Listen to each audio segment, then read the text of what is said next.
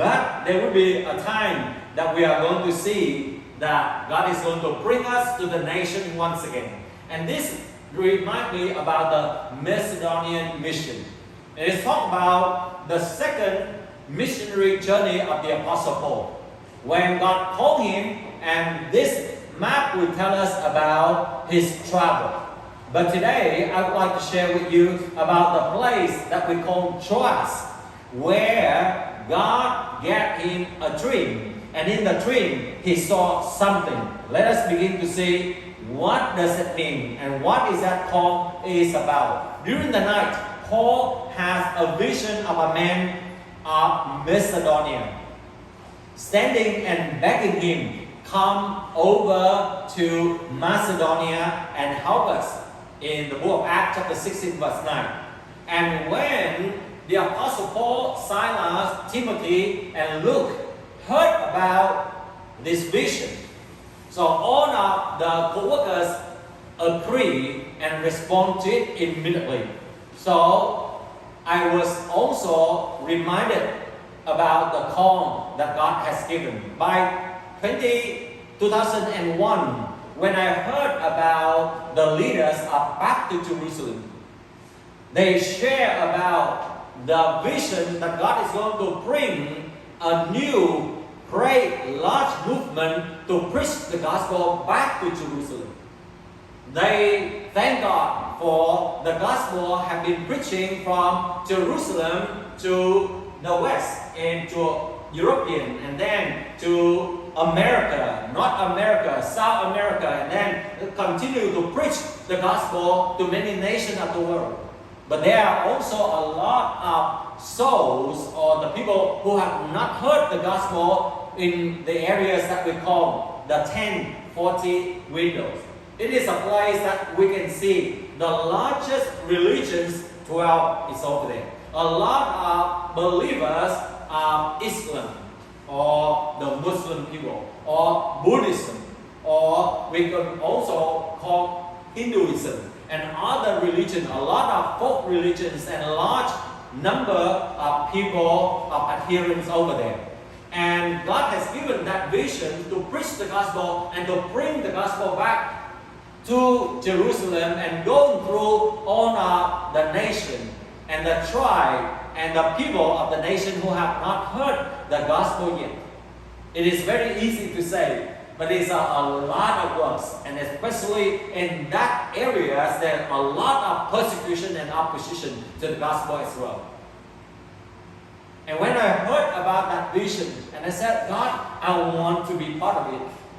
But you see, many times we do not say, we say that, Lord, I will follow you. But when the dream comes, the vision comes, the call of God comes, we're just thinking, Lord, what should I going to do? Should I listen and follow that? And then once again, until 2003 and 2004, and once again, we met the leaders once again, and we begin to hear about the vision. And it's the time that I make the decision that I'm going to go into China and starting for world mission. You see, when we have education and we want to come back to our own country to serve, but when God has given us the call, and if I don't respond to it, I feel very uneasy. I know it, but you know that going to a new place is crazy. You just imagine when you move to a new home or a new house alone, even though in the same areas, right? But when you move to another city, it's already a lot of challenges.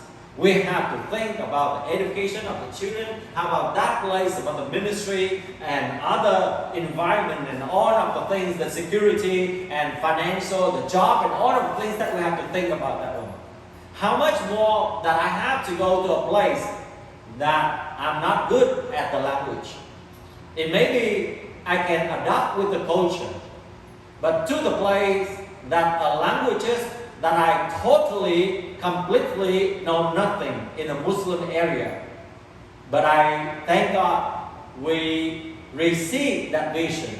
And then we begin to respond to it. And I'm going to share a little bit on this day as we just remember the call that God has given and some of the things that we have done.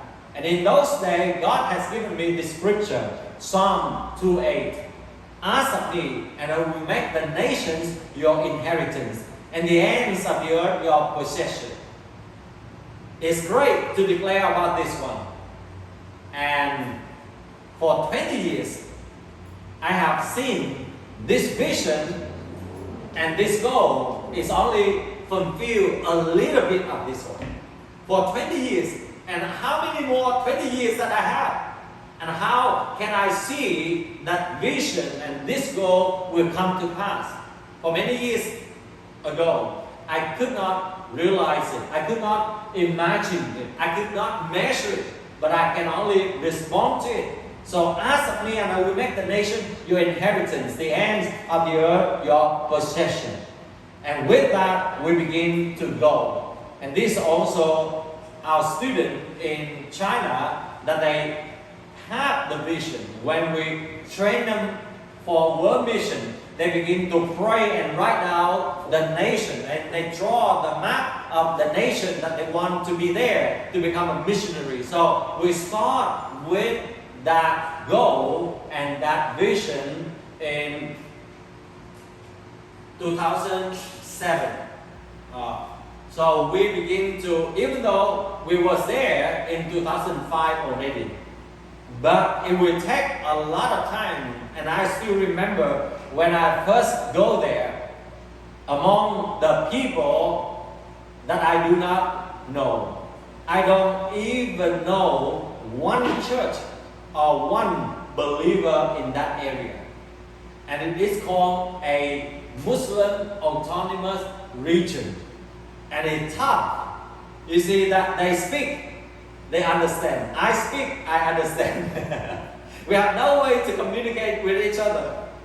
But at least that I learned a little bit some Chinese words so to communicate with them, but my action, they could not understand as well.